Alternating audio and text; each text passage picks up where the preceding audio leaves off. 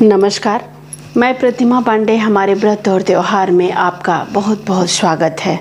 आज हम चैत्र मास की शुक्ल पक्ष की एकादशी के बारे में जानकारी देंगे कि चैत्र मास की शुक्ल पक्ष की एकादशी को किस नाम से जानते हैं, ये एकादशी तिथि कब प्रारंभ होगी और कब समाप्त होगी, इसकी पूजा विधि क्या है तथा जो लोग भी एकादशी व्रत करते हैं उन्हें शुभ समय में पारण करना बहुत ज़रूरी होता है। एकादशी के बहुत ही नियम होते हैं, तो हम जानकारी देंगे कि द्वादशी पारण करने का शुभ समय क्या होगा। हमारे पंचांग के अनुसार चैत्र मास के शुक्ल पक्ष की एकादशी तिथि को कामदा एकादशी मनाई जाती है। इसे कहीं पर फलदा एकादशी के नाम से भी जाना जाता है, जिसका अर्थ ही है फल प्रदान करने वाला, और कामदा एकादशी जिसका अर्थ है सभी प्रकार की कामनाओं को पूर्ण करने वाला। एकादशी व्रत सभी व्रतों में उत्तम माना जाता है। कामदा एकादशी ब्रह्म हत्या जैसे गंभीर पापों से भी मुक्ति दिलाती है।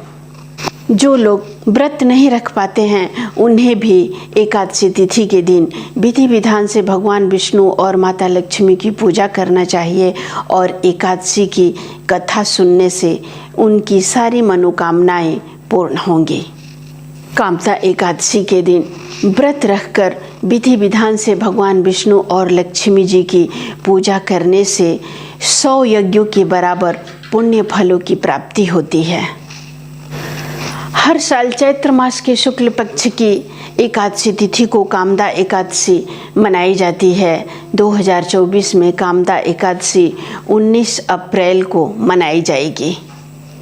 कामदा एकादशी के दिन आप सभी व्रत रहकर विधि विधान से भगवान विष्णु और माता लक्ष्मी की पूजा करें। इससे सभी प्रकार के पाप नष्ट हो जाते हैं और आपको 100 यज्ञों के बराबर पुण्य फल की प्राप्ति होती है तथा ब्रह्म हत्या जैसे पाप से भी छुटकारा मिलता है। 2024 में चैत्र मास के शुक्ल पक्ष की एकादशी तिथि 18 अप्रैल शाम को 5:31 पर शुरू होगी और 19 अप्रैल के शाम को 8:04 पर एकादशी तिथि समाप्त हो जाएगी। उदया तिथि को ध्यान में रखते हुए हम सभी लोग 19 अप्रैल को एकादशी मनाएंगे। सभी एकादशियों की तरह इस एकादशी की भी पूजा विधि बिल्कुल भी सरल है। एकादशी तिथि के दिन सुबह उठकर नित्य क्रिया से निवृत्त होकर स्नान करके भगवान विष्णु के समक्ष सबसे पहले संकल्प करें कि मैं ये व्रत कर रहा हूँ या कर रही हूँ। उसके बाद से विधि विधान से भगवान विष्णु माता लक्ष्मी जी की पूजा करें, धूप दीप फल पुष्प अर्पित करें। अगर आपके पास समय है तो उनकी कोई भी मंत्र का जाप कर सकते हैं। ओम नमो भगवते वासुदेवाय नमः, ये मंत्र तो बहुत ही आसान है।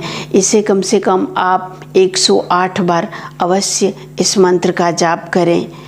मुझे तो मालूम है कि करीब करीब सबको ये मंत्र अवश्य ही मालूम होगा।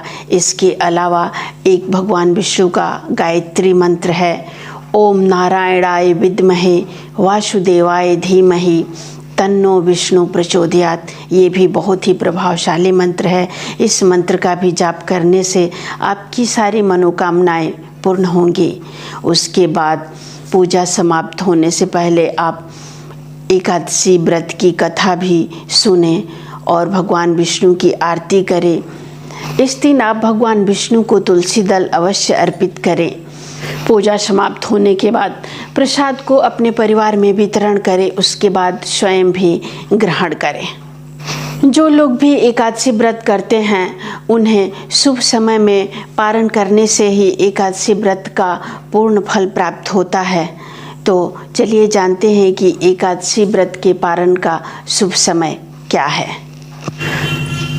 द्वादशी तिथि के दिन भी आप नित्य क्रिया से निवृत्त होकर विधि विधान से भगवान विष्णु की पूजा करें।